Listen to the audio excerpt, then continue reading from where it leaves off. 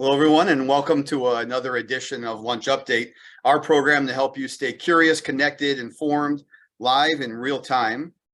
This is a special edition of Lunch Update as we come to you live from Washington, D.C., where we spent much of the week as part of our 7th annual DC Meets Madison fly-in. This conversation, like all of our Lunch Updates, are made possible by our presenting sponsor, Perkins Coie. We'd also like to thank our Accelerate sponsor, Baker Tilly, and our small and emerging business sponsor, Easy Office Products. As always, these are recorded and available at madisonbiz.com. We're usually pretty good about getting them up sometime in the afternoon. So if there's something you want to relive, share, certainly social media with others, please go to madisonbiz.com and look for the recording, this one, and any past one as well. On Tuesday night, we held a legislative reception at the Rayburn office building, where we brought together more than 400 attendees, including members of Congress and staff, to learn about and celebrate Greater Madison's economy and businesses. On Wednesday morning, along with our media partner, wispolitics.com, we convened a media panel and had a discussion around Wisconsin's status as a battlefield state and how this year's big political stories will impact the presidential and U.S. Senate races in 2024. We followed that with a roundtable discussion with the chiefs of staff from the Wisconsin congressional delegation offices. Throughout the week, we had productive meetings with our statewide elected delegations, including key issues around Madison's position as a leading technology hub, transportation and infrastructure improvements needed to accommodate the region's continued growth, immigration, and childcare. This collective action here in DC was made possible by many partners, led by our founding partner, WPS Health Solutions. I also want to take a moment to thank our DC Meets Madison sponsors, including Line Energy, UW-Madison, Accuray, American Family Insurance, Epic, Frank Productions, MG&E, and The Firm. And I'd be remiss not to give a special thanks to our friends at New Glarus Brewing Company for letting us share some of Wisconsin's finest beverages at the reception. It is the only time that you can legally drink Spotted Cow outside of the state of Wisconsin here when we're in DC in June. And while we can't broadcast all of our advocacy meetings this week, we wanted to use this platform while we're here to provide some further insight and discussion into the issues that we've highlighted to our delegation. The framing for our advocacy is about our talent imperative. We shared with our elected officials how Greater Madison is having a moment, perhaps the moment, with a strong economy, substantial job growth, and a significant in-migration of Gen Z talent. What's true is that Gen Z wants to be here more than almost any other place in the United States. Madison has the highest rate of Gen Z hires and is now in the top 10 metros for Gen Z net migration. The projections, because to be number 5 or number 6 in that list is only about 600 people difference between where we are at number 9. Projections put us on the cusp of the top 10 within the next 2 years. And maybe most impressive is that our raw number growth is in line with places like Austin and Nashville, both metros more than 3 times our size. Madison also has one of the largest percentages of Gen Z workers in the United States at 23.17. There are only 5 cities in the entire country that have more than 1/5 of their workforce aged 18 to 26. And finally, Madison's youthful growth means that Wisconsin now leads the Midwest for Gen Z net migration. More than 90% of the state's net migration now comes from Gen Z, and Greater Madison represents 85% of that migration. Yet despite this growth, Greater Madison continues to experience near record unemployment levels at 1.6. A few months ago, we had the lowest unemployment rate in the country. And this is great if you're talent and you're looking for a job, you can find it in Greater Madison, but it does present headwinds for businesses, and we need to do more to help ensure that workforce keeps pace with demand. So as I mentioned earlier, we focused on a few key areas with federal policy leadership to help support this talent imperative. And to join me and talk about these issues, we have 3 experts with us. And first, it's my pleasure to welcome Rick Harnish, who is with the High Speed Rail Alliance. Rick co-founded the High Speed Rail Alliance in 1993 with the mission of advocating for integrated rail and transit networks connected by 200+ mile per 4 high-speed lines. He's been the organization's executive director since 2001.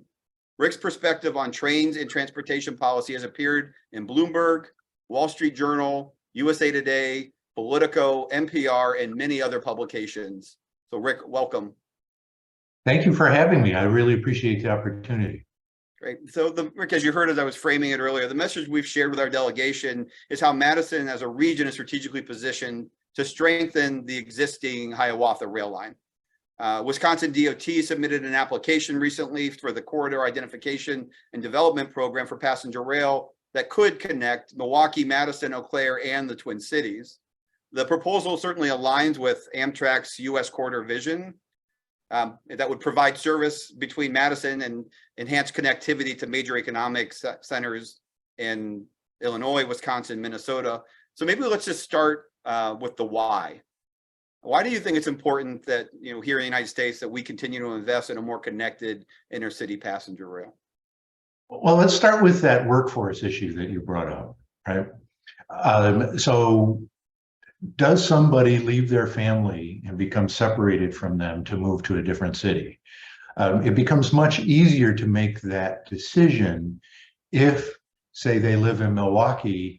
They know that they can affordably get on a train and go to Milwaukee or to the northern suburbs of Chicago. Or if Wisconsin had a truly connected rail plan with service to Green Bay, make a connection in Milwaukee and go up through the Fox Valley. It makes it a much more attractive place to move to, because then not only do you have the benefits of Madison, you have the benefits of Milwaukee, of the Fox Valley, and of Chicago, and access then to multiple airports, not just Madison Airport, but others. And that works because trains are such a great way to travel. You don't have to have the stress of driving yourself. You can work, you can sleep, you don't have the cost of driving. You can get up and walk around whenever you want. And it really leads to a greater freedom of movement and the opportunity to connect to other things like different jobs, but stay connected to your family or be connected to the university, making the university much more attractive. And it's really a foundation for creating prosperous cities and regions to have this really convenient way to get around. I think one of the other things I'd add to that, and we certainly see this on a connectivity level, when you connect major metros to up and coming metros, there's actually an increase in uptick in GDP. And we certainly see it with airlines. And so my guess is that holds true with any type of transit connectivity or transportation connectivity. I mean, some places you can see up to a 1% bump in GDP just by better connectivity. And so it seems like there's economic opportunity as well beyond the talent side. As we think about what we're seeing around the country, certainly the East Coast has, maybe been a little bit more familiar with passenger rail than what we've seen in the Midwest. How do you see the opportunities specifically for the Midwest, to sort of beyond just the broader talent and opportunity and economic opportunity? How do you see this sort of as an overlay for the Midwest, pulling back from just Wisconsin and Madison? So there's this cluster of cities that stretches from, depending upon how aggressive you want to be, Pittsburgh, maybe to Omaha, certainly St. Paul and Fargo, Duluth, down to St. Louis, maybe Memphis, certainly Louisville, Indianapolis, and Cincinnati, that have for a long time competed against each other. But if we could tie those major metros together so that the strengths and opportunities are shared, and then everybody is better off because they're all being much more productive and they all become much more attractive places to live. This really could change the direction of our region and really exploit some of the strengths we have over other regions, like we've got really strong sources of water. You don't necessarily need to run your air conditioning every day, et cetera. So it's really the foundation for building a much tighterly integrated economy throughout the region. Great. So what progress are you seeing? Right? Certainly there's this Amtrak vision. We're starting to see some movement, but what does progress really look like? So the Federal Railroad Administration has created a framework for 6 pillar corridors. And these would be the trunks that everything else builds upon. And they've actually identified Chicago, Milwaukee, Madison, St. Paul as one of the most important pillars in that core network. So there's one piece of progress where the FRA has created this framework that we can work against. Amtrak is being very aggressive about expanding in the Midwest. They have identified Madison as a key target, and that's a very exciting opportunity.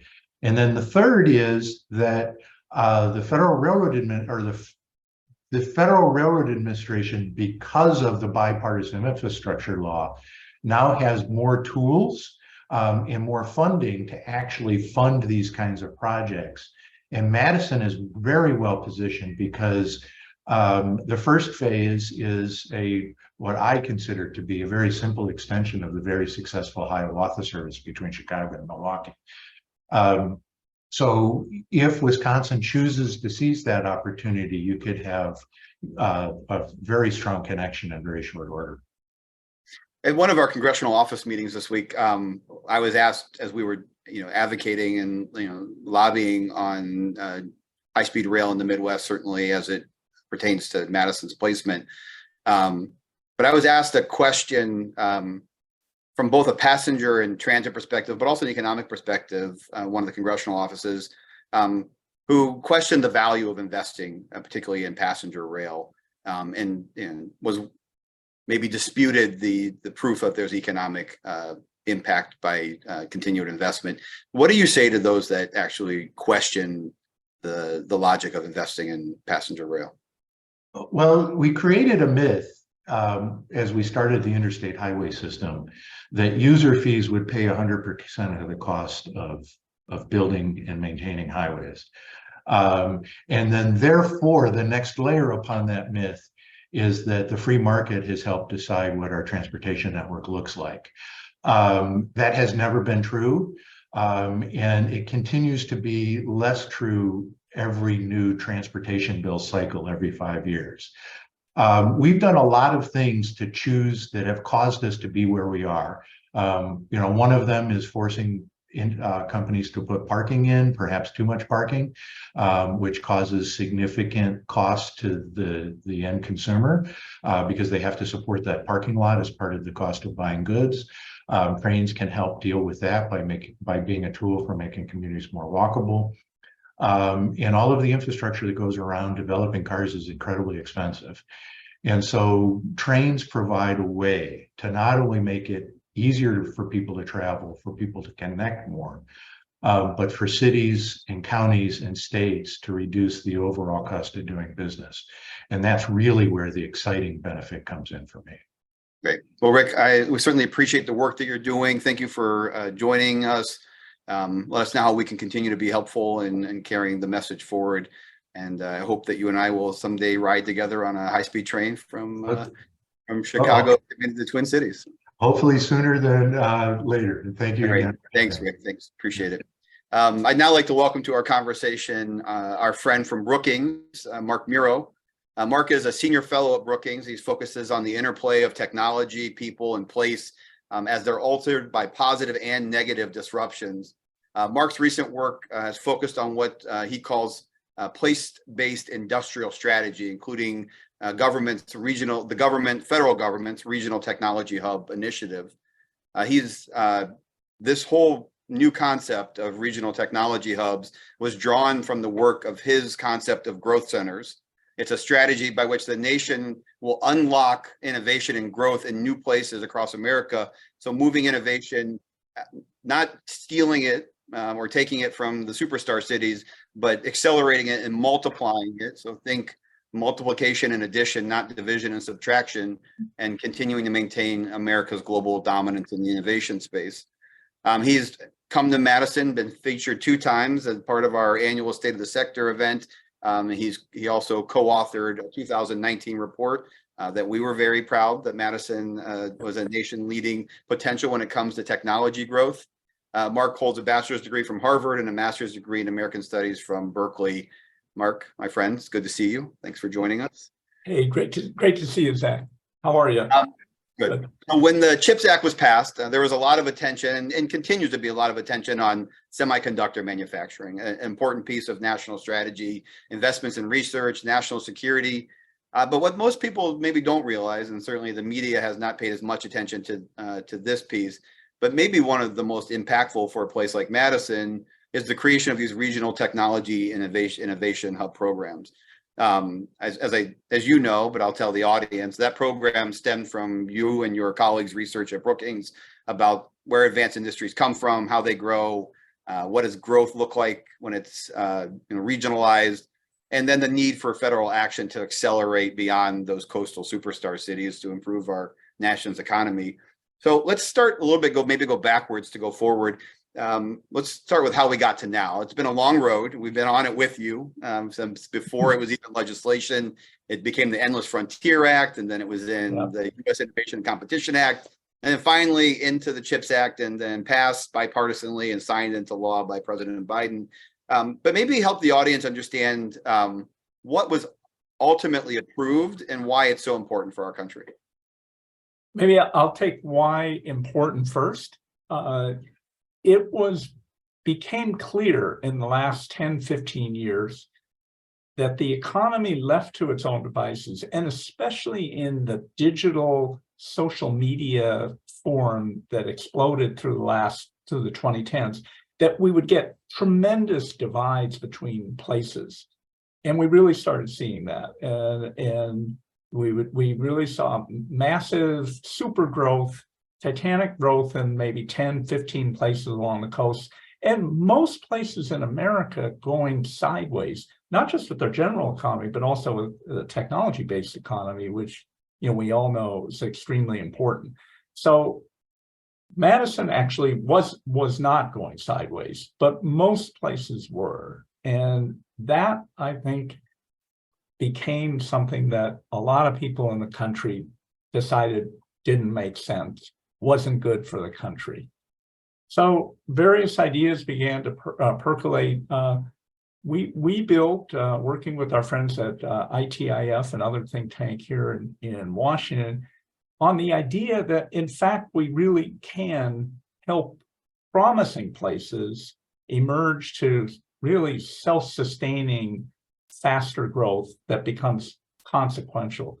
We looked at the idea of focusing on key places that have promising starting points, but that need new infusions of certainly capital and resources, but also research money, workforce is central.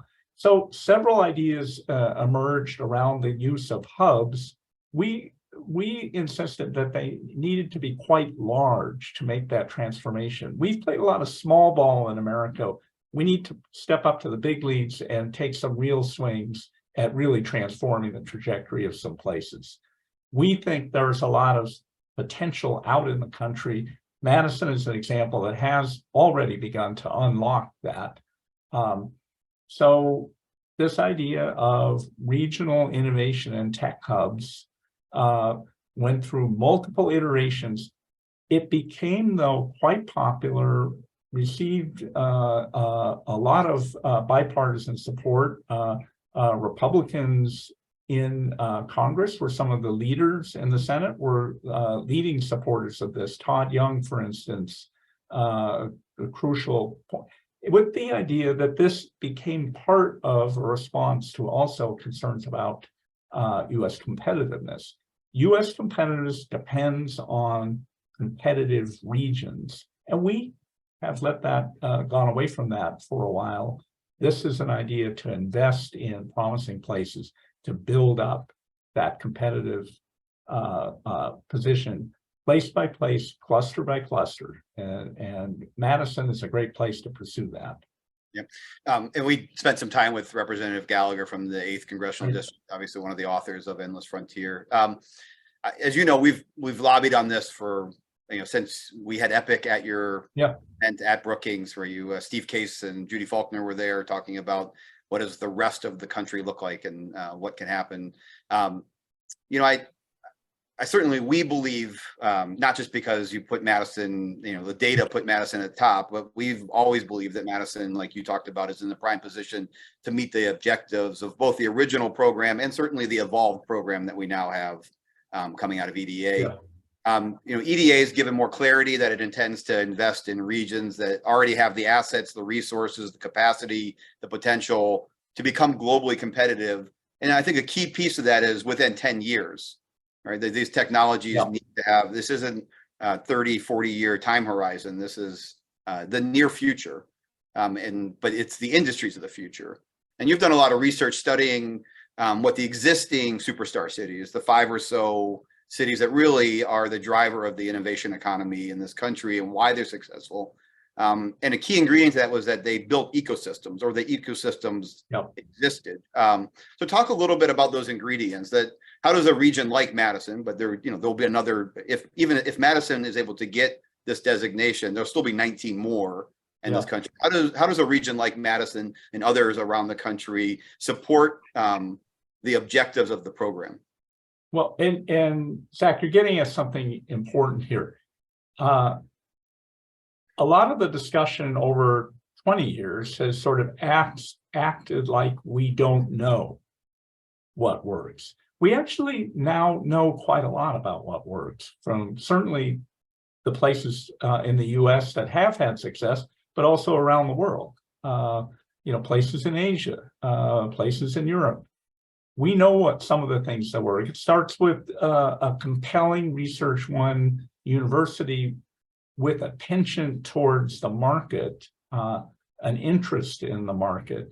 It clearly involves human capital, highly trained, venturesome workers, people with skills and ideas. It takes capital. It takes things like an organized, collaborative spirit turns out to be intuitive, a less obvious, but maybe even more important than some of the others. How can a place knit together these elements into a rewiring, a truly partnership-driven ethos? Those things are things I think that Madison has begun to demonstrate.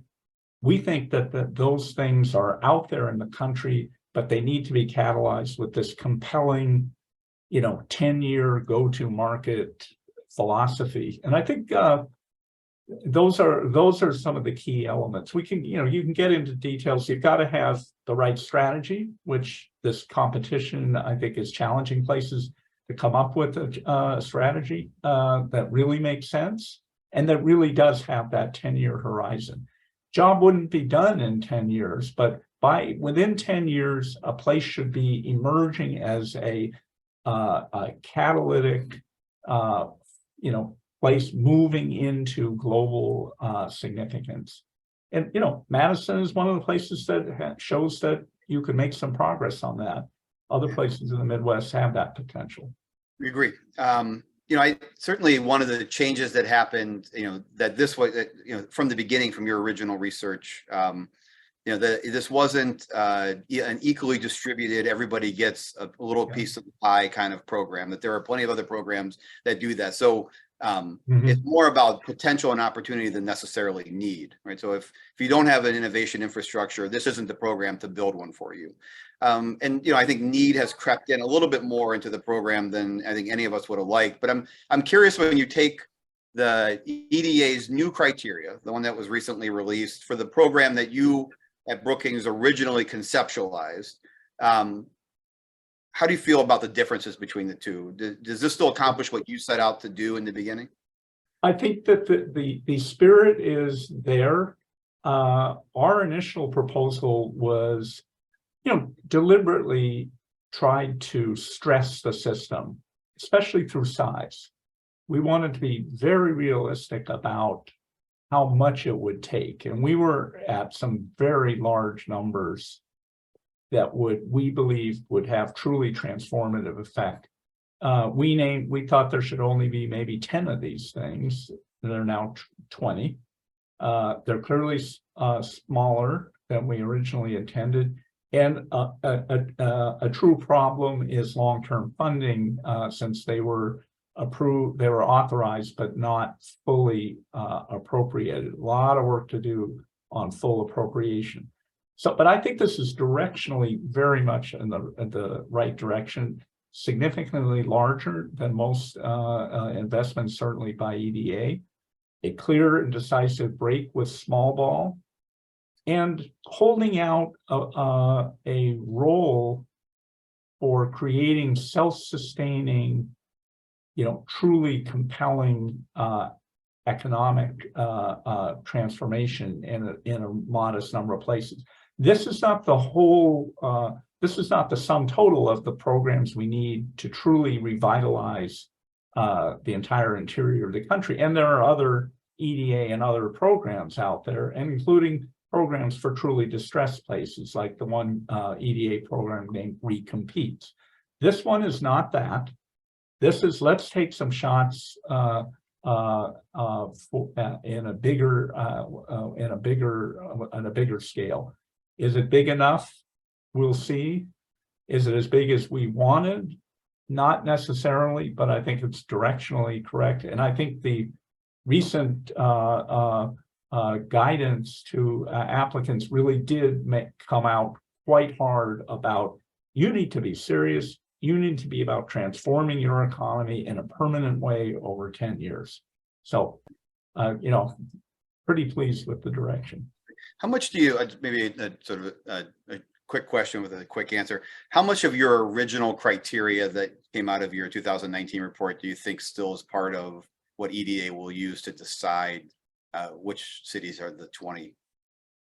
I think it's, we're quite comfortable with the general array of elements. I think many of the kinds of elements that we and others believe are important in technology-based development are ticked off in this. And I wrote recently that actually even the guidance here is kind of a how-to to regions for, stirring the pot for significant growth over time. So I think it very much in the spirit of the best thinking around right now. So I don't think I'm making any news to tell you that we are putting together an application, and we'll, the state of Wisconsin with Madison as a centerpiece will have an application. Excellent. What else are you hearing around the country? I mean, what are there interesting other stories of places other than Madison that you're hearing that excite you? I think most interesting is just the outpouring of interest in this program, along with some of the other, what we're calling place-based industrial strategy. There is a pent-up need for this kind of work. There are a lot of good ideas in a lot of places. I think there are novel questions being taken up. I'm interested in the role states seem to be taking a quite active role. I'm oriented towards metropolitan areas, but clearly see the role of states. We'll have to see whether states are truly working to unleash their regions. And I think we're just, it is exciting to see the bubbling up of quite sophisticated, smart ideas that we're beginning to see. It's going to be very interesting to see the initial strategies. The bipartisan support for this certainly is evident in the vote and in the signing into law. But as we met with our delegation on the Hill, both our senators who come from two different parties signaled strong support that Wisconsin and in Greater Madison as the centerpiece be selected. Bipartisan, Mark Pocan, who represents the district that that Madison's in, one of the most progressive members. But on the flip side of that, Representative Stile from the Janesville area, just south of Madison, and Representative Gallagher from the Green Bay area, all signal support. Even if it doesn't directly, impact that region, there's a belief that the residual economic ripple will ripple throughout the entire state. I guess I'd like to wrap up on, so what are you hearing about tech hubs and support in the broader Congress, particularly around appropriations? What's the next year or so look like? So first, there are movements afoot to try to work out even something in this Congress. thoughts about a security oriented package, of which some would be funding for this kind of initiative. It is recognized and that this is a legitimate part of a response to the China challenge. And I think that is a tremendous piece of progress, that this kind of issue, regional competitiveness, is being, put at the it's not at the kiddies table. It is one of the top responses we can make to a country's challenge that is all about strong regional manufacturing and production systems in China. So I think there are going to be some efforts.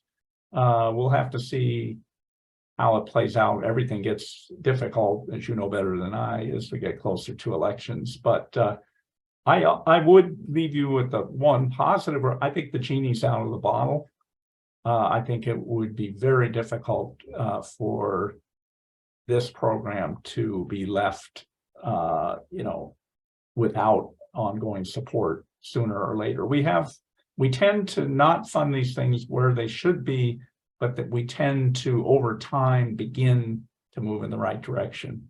So we may not get the same scale and speed, but I think there are some possibilities. Well, one of our hopes is, as we get closer to the election, both parties realize that they're likely going to have to win Wisconsin to win the presidency. So, well, Mark, we appreciate you, all the work that you've been doing over the years. Certainly appreciate the relationship between the Chamber and Brookings. Consider you a great friend of the region personally. So thanks for spending time with us. Hope to see you in person next time we're in town. Absolutely. Great to see you. Thanks, Mark. Take care, all. Okay, next I'd like to welcome in Eric Reichlin-Melnick. He is with the American Immigration Council. Aaron is the policy director at the council, where he directs administrative and legislative advocacy efforts to provide lawmakers, policymaker, advocates, and the general public with accurate and timely information about the role of immigrants in the United States. Prior to joining the council, Aaron was an Immigrant Justice Corps fellow placed as a staff attorney at the Immigration Law Unit at the Legal Aid Society in New York. He holds a JD from Georgetown and a BA in Politics and East Asian Studies from Brandeis University. Welcome, Aaron. Thank you for having me. So as you know, our chamber is part of a coalition of chambers, about 50 of us around the country, that's been organized by the American Immigration Council to advocate on immigration reform as an economic imperative. As you heard, we've spent the last 2 days in our Hill meetings. Immigration was certainly one of our centerpieces. During those meetings, we heard from lawmakers on both sides of the aisle that they all acknowledge, or almost all acknowledge, that we need to address immigration in a comprehensive piece of legislation. Our part and our messaging was we hope that a bill is passed that provides permanent status for DACA recipients. We have 8,000 DACA recipients in the state of Wisconsin, all contributing in a meaningful way to the Wisconsin economy, and are part of our future talent imperative and the solution to that talent imperative. But also we need reforms on some critical visa programs, particularly for high skilled workers. As you just heard with Mark Muro from Brookings, we have a rapidly growing tech sector, and we'll need to import world's talent in order to export global solutions. So let's start with where things are now. So when it comes to truly comprehensive reform, which it seems both sides are saying that's going to be the solution, it's easy to get pretty pessimistic when you sort of hear narrative like, well, this, once they do this, then I'll do that, even if they agree on whatever that is. But we continue to talk. We're worried that there won't be meaningful action. So what are your hopes as a person who sits in the center of all of this? For this session, I guess specifically, what legislation are you currently tracking that might actually yield something comprehensive and beneficial? Yeah, I want to start by pointing out what you noted before, which is that there are more people that agree on these issues than disagree, especially when it comes to things like high-skilled immigration or a path to legal status for dreamers. These are ideas which are highly popular with not only with the American public, but also which enjoy strong bipartisan support. The problem right now is that, unfortunately, even bipartisan ideas aren't getting their fair shake. And we have seen in the 118th Congress in particular, the fight over the border is overwhelming everything.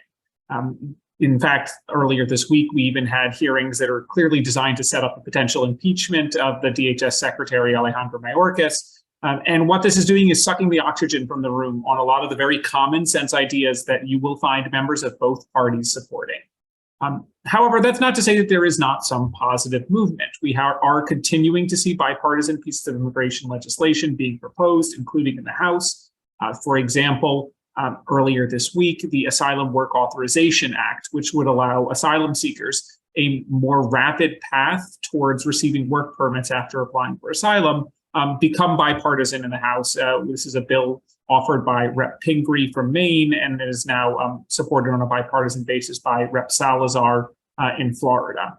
So there is some movement. We're keeping track of bills like that. We're also keeping track of the appropriations process, which has been a source of some minor changes on immigration in the past. But that as well has been sort of derailed a bit by partisan politics around the debt ceiling, which makes it a little bit more unlikely we're going to get anything there. But of course, that is that's a must-pass bill. So there will have to be some sort of compromise in negotiations, or else obviously we'll end up with a years-long government shutdown, which I don't think is going to happen.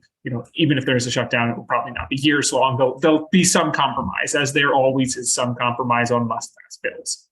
So I think the 118th Congress, I am viewing this as, in some ways, to use a sports metaphor, this is a rebuilding year.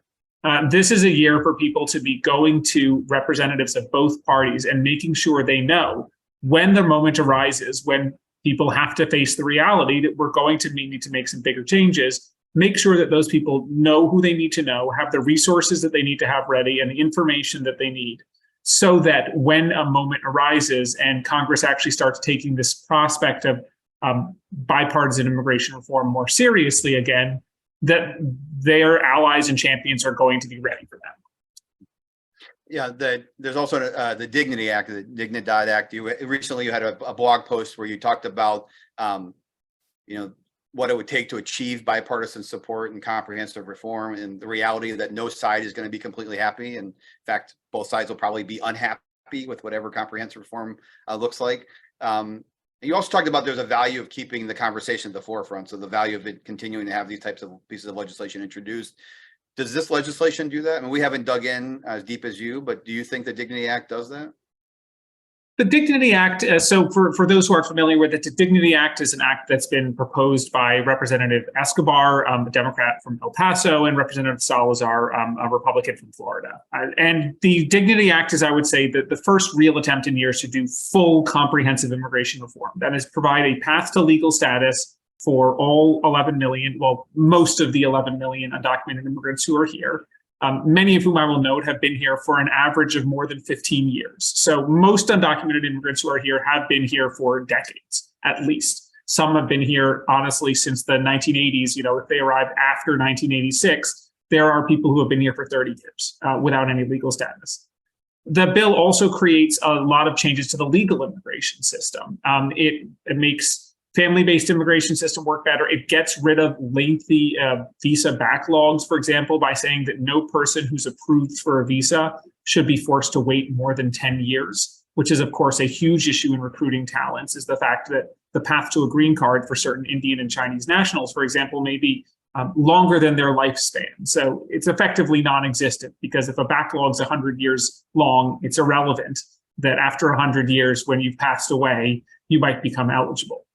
So the bill makes a lot of these very positive changes, a lot of which we all agree are needed, but it does so as well with increasing border security and funding $25 billion for infrastructure development at the Border Patrol, creating a new process for people to seek asylum at the border that would require them to be held in essentially detention centers at the border, or as they call them, humanitarian campuses, and beefing up the border security apparatus, which is, again, this sort of enforcement for legalization trade that has been going on since the 1980s.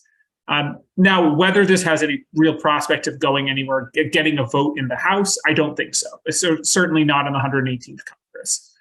There is talk that it will get a Senate introduction as well. But I think the bigger question, regardless of whether this specific bill gets passed, is that we keep open this line of communication between both parties here. As you said at the start here, we need to make big structural changes to our immigration system. I think there is strong agreement about that across really all sides of this.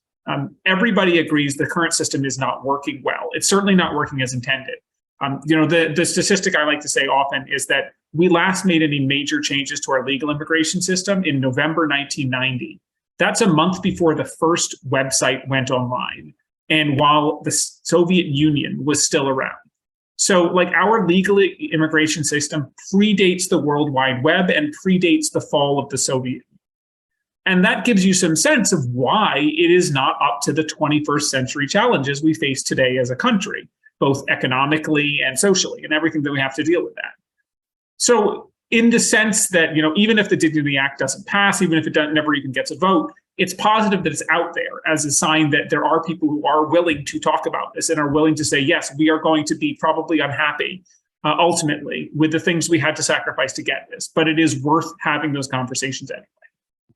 Something that surprised me on this trip out here that I had, this came from both sides of the aisle. So I was surprised that both sides said this. But the narrative was something like this, that we may have missed our window during the Trump administration, that if Democrats had given Trump the wall, they probably could have gotten comprehensive reform elsewhere. And that in the current state of affairs, it starts to feel improbable that we would see that opportunity again. So, but where are you optimistic? Where's the progress been in the most recent years? Yeah, well, I mean, I will note on that last point that in the Trump administration, there was a chance to do it in 2018 when Chuck Schumer and other Democratic leaders offered the president $25 billion for border wall in exchange for the DREAM Act, essentially. And that was vetoed by Stephen Miller because the party was getting increasingly radical on these issues, and that was seen as too much given the politics around it. So even in popular things like this, it becomes really hard when politics gets into the play there. But that's not to say there's nothing, there's not going to be any moments like this again. I'm looking forward, in some ways with trepidation to 2025, which is when I expect that the Supreme Court is going to end up ruling on the legality of DACA. Of course, today is the 11th anniversary of DACA. So it's been 11 years since the Obama administration first announced DACA, and 11 years since people have been put into this program. And it is still in litigation, and that litigation will make it to the Supreme Court, probably not next term, but probably the term after that, the 2024-2025 term. And if the Supreme Court, knock on wood, they don't, but if they do strike down the DACA program, that's going to be 600,000 people right there at risk of losing their jobs, at risk of being deported, at risk of, essentially having to give up everything that they fought for over the last decade. And that will be a moment where Congress is going to have to do something. So I think there are still times when crises will bring opportunities to actually bring both parties together to do something. And I think that's going to depend significantly on the results of the next election. That said, I do think, I'm optimistic about at least some things. The Biden administration has been making a lot of progress in resolving the administrative issues at U.S. Citizenship and Immigration Services.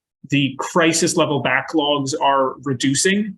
They are getting better slowly but surely, not in every single place across the system, because as always, when you squeeze in one place, you're going to get the backlogs ballooning in another. So the real solution is bipartisan injection of funding into the system. But we are seeing, nevertheless, that actions the Biden administration is taking are bringing down these crisis level delays. And hopefully over the next couple of years, those will get even more and more better as the administration really cuts a lot of red tape at the system, hires up. They got $250 million to hire up a couple of years ago. And so that money is being spent. They're hiring more people. They're going back from the real crisis level staffing issues that President Biden inherited. And I think we are going to see some really positive changes there. Great.